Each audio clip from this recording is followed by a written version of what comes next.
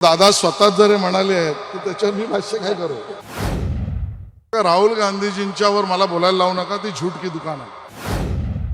त्यांच्या टीकेतून राजकीय वास येतोय, त्यांच्या दौऱ्यातून राजकीय लाभ एवढाच हेतू दिसतोय.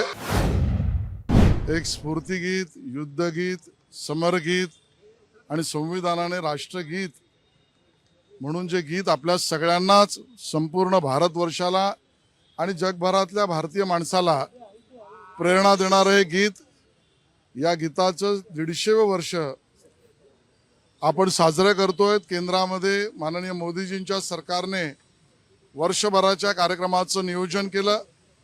महाराष्ट्रामध्ये माननीय देवेंद्र फडणवीसजींच्या नेतृत्वातील सरकारने, शिंदे साहेब, अजितदादा पवार, आम्ही सगळेच या संबंधातले कार्यक्रम राज्यभर, सर्व तालुक्यांमध्ये, सर्व जिल्ह्यांमध्ये, सर्व विद्यापीठांमध्ये करतोय. त्यामध्ये आज महत्त्वाचा कार्यक्रम सांस्कृतिक कार्य मंत्रालयाचा सुद्धा सहभाग ज्यामध्ये आहे, ते आनंद मठ, वंदे मातरम गीत या संबंधातलं पुस्तक आणि सांस्कृतिक कार्यक्रम आज या ठिकाणी पुण्यात होतोय.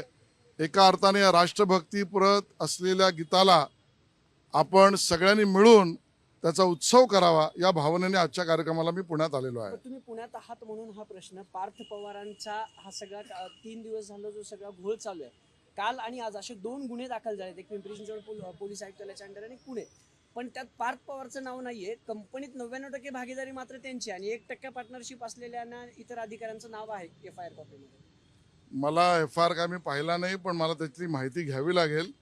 पण माननीय मुख्यमंत्री महोदयांनी कालच स्पष्ट केलंय की कुठलीही अनियमितता ही राज्यात खपवून घेतली जाणार नाही, चालू देणार नाही. त्याच्यावर योग्य तो निर्णय आणि भूमिका आणि कारवाई हे माननीय मुख्यमंत्र्यांनीच काल घोषित केलं असल्यामुळे मला वाटतं तेच उत्तर आता देणं संयुक्तिक ठरेल. चौकशी समिती याबाबत निलंबित होतात या प्रकरणात, अधिकारी अशा दबावाला बळी पडतात का नेते मंडळींच्या फोनवर किंवा नेते मंडळींचं ऐकून? काय वाटतं, अधिकारी ऐकत नाही काय?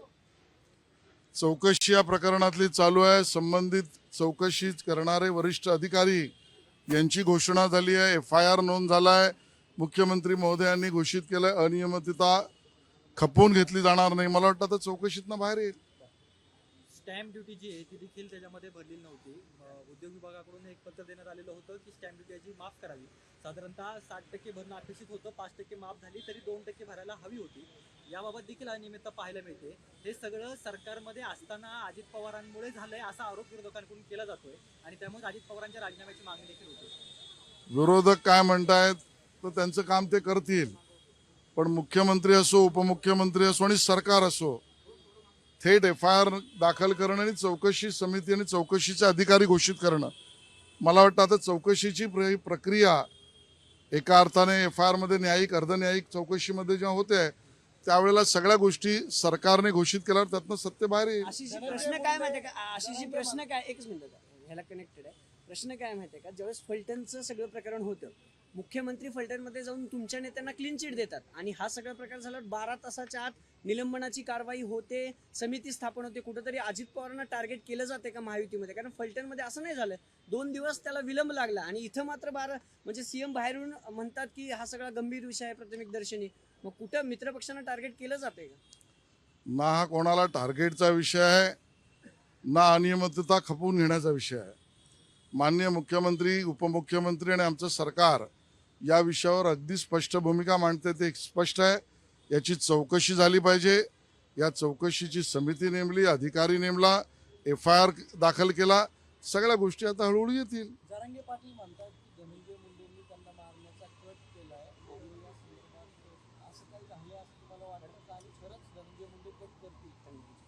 मला वाटतं या स्टेटमेंटवर मी स्टेटमेंट द्यावं एवढी माहिती मला आज तर नाही, पण या विषयाचं गांभीर्य आणि या विषयाची चर्चा सरकारच्या कानावर जरूर आहे आणि सरकार या विषयावर लक्ष ठेवून आहे.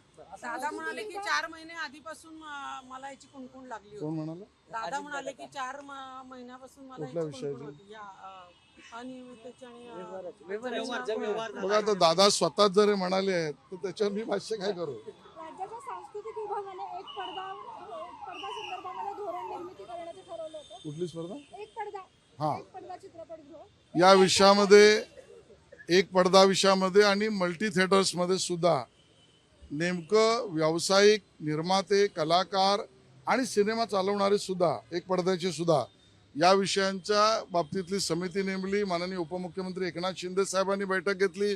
मुख्यमंत्र्यांकडे त्यांनी आपलं निवेदन मांडलं. अंतिम टप्प्यामध्ये अहवाल आहे. मला वाटतं महिना दीड महिन्यामध्ये अहवाल येऊन त्या पद्धतीची कारवाई आपण करू. पुण्यातल्या जमीन व्यवहार हा? पुण्यातल्या ज्या जमीन घोटाळ्या प्रकरणी राहुल गांधींनी पण ट्विट केलं आणि थेट पंतप्रधानांना टार्गेट केलं. बघा, राहुल गांधीजींच्यावर मला बोलायला लावू नका. ती झूठ की दुकान आहे आणि त्या झूठ की दुकान पर बोलणं हे आता संयुक्तिक नाही, चौकशीत सगळे समोर येईल. मला अजून एक मुद्दा मांडायचा आहे की वंदे मातरम या गीताला 150 वर्ष पूर्ण झाले म्हणून संविधानाने ज्याला राष्ट्रगीत म्हटलं, या गीताच्या उत्सवाचे कार्यक्रम आम्ही सगळे करतोय, देश करतोय. मग संविधानाच्या विषयावर गैरसमज पसरवून राजकारण करणारे काँग्रेसवाले, शरद पवारांच्या पक्षाचे, उबाटा सेनावाले, मनसेवाले आता कुठे आहेत? का वंदे मातरम गीताच्या कार्यक्रमामध्ये सहभागी होताना दिसत नाहीत किंवा ते स्वतः कार्यक्रम करत नाही? संविधानाच्या विषयावर गैरसमज पसरून मतदारांमध्ये मतदानाचा फायदा घ्यायचा, पण संविधान गीताच्या राष्ट्रगीताच्या कार्यक्रमात ना आयोजन करायचं ना सहभागी व्हायचं. ही दुतोंडी भूमिका काँग्रेस, उबाटा सेना, मनसे आणि शरद पवार गटाची का? हा आमचा त्यांना सवाल आहे. उद्धव ठाकरेंचा आजचा मराठवाड्या दौऱ्याचा 3रा दिवस आहे. राज्य सरकारवरती टीका जी आहे ती 3 दिवस सातत्याने करताना पाहायला मिळत आहेत. हे सरकार कंत्राटदारांचं आहे. अजित पवारांच्या पोरासाठी नियम बदलले जातात. शेतकऱ्यांसाठी यांच्याकडे पैसे नाहीत अशी टीका त्यांनी आता पुन्हा केली. त्यांची टीका निराधार आहे. त्यांच्या टीकेतून राजकीय वास येतोय. त्यांच्या दौऱ्यातून राजकीय लाभ एवढाच हेतू दिसतोय. आज शेतकऱ्यांच्या खात्यावर पैसे जायला लागले, पैसे पोहोचले. 8,000 कोटीच्या वर GR निघाले. आवश्यकता असेल तर कॅबिनेटने निर्णय आपल्या अटी शर्ती बाजूला ठेवून करण्याचे केलेत आणि त्या सगळ्या व्यापक परिस्थितीमध्ये सरकार काम करताना राजकीय लाभापोटी उद्धव ठाकरेजी बोलतायत, एवढंच मी त्या ठिकाणी म्हणेन. वाढत चालली आहे, खून होत आहेत, मात्र याकडे दुर्लक्ष केलं जातं. टोळी युद्ध जे आहे ते राजरोसपणे सुरू आहे. पुणेकर या सगळ्या गोष्टीला त्रास आहे. पुण्यात काय